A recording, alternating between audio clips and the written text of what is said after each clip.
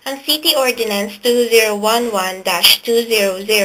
o ang Plastic Bags and Styrofoam Reduction Ordinance sa 13 Martires City ay isang malaking tulong sa ekonomiya at kapaligiran ng lungsod.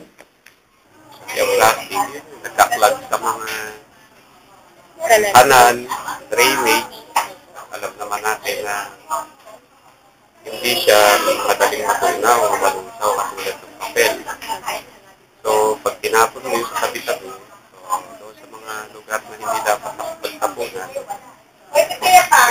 bahas lumilinis yung lungsod natin. At maraming natutuwang investor. Para naman sa mga tindera sa palengke, masasabi nilang nahirapan sila noong unang ipanatupad ang ordinansa. Mahirap din ang walang plastic. Pero sa mga katulad na magtitinda. Pero sa kapaligiran, maayos naman ang epekto kasi walang kalat. Ako si Annalyn Sola para sa Green TV News.